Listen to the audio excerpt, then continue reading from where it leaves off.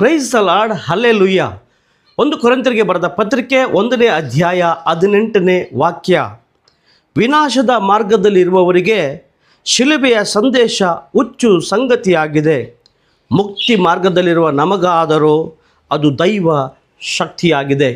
ಯೇಸು ಕ್ರಿಸ್ತರಲ್ಲಿ ನನ್ನ ಆತ್ಮೀಯ ಸಹೋದರ ಮತ್ತು ಸಹೋದರಿಯರೇ, ಶಿಲುಬೆ ಯಹೂದ್ಯರಿಗೆ ಅವಮಾನದ ಮತ್ತು ಮರಣದ ಸಂಕೇತವಾಗಿತ್ತು. ಏಕೆಂದರೆ ರೋಮನ್ನರು ವಿಧಿಸುತ್ತಿದ್ದ ಕಠಿಣವಾದ ಶಿಕ್ಷೆ ಶಿಲುಬೆಯ ಮರಣ. ಯೇಸು ಶಿಲುಬೆಯಲ್ಲಿ ಕೊಲ್ಲಲ್ಪಡುವುದಕ್ಕೆ ಮುಂಚೆ ಅನೇಕರು ಅವರವರ ಅಪರಾಧದ ನಿಮಿತ್ತ ಶಿಲುಬೆಯಲ್ಲಿ ಕೊಲ್ಲಲ್ಪಟ್ಟರು.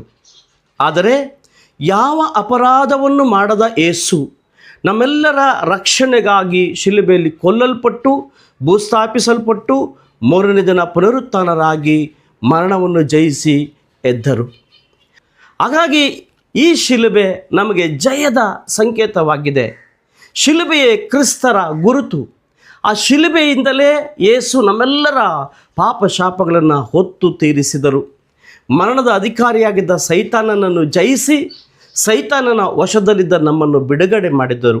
ಆದುದರಿಂದ ಮುಕ್ತಿ ಮಾರ್ಗದಲ್ಲಿರುವ ನಮಗೆ ಈ ಶಿಲುಬೆ ದೈವ ಶಕ್ತಿಯಾಗಿದೆ. ವಿನಾಶದ ಮಾರ್ಗದಲ್ಲಿರುವವರಿಗೆ ಶಿಲುಬೆ ಅಥವಾ ಶಿಲುಬೆಯ ಸಂದೇಶ ಎಂದರೆ ಹುಚ್ಚು ಸಂಗತಿಯಾಗಿದೆ. ಪ್ರಿಯರೇ, ನಮ್ಮನ್ನು ಪರಲೋಕಕ್ಕೆ ಕರೆದುಕೊಂಡು ಹೋಗುವ ಸೇತುವೆ ಶಿಲುಬೆ. ಪ್ರಭು ಕ್ರಿಸ್ತರು ನಿಮ್ಮನ್ನು ಆಶೀರ್ವದಿಸಲಿ. Praise the lord.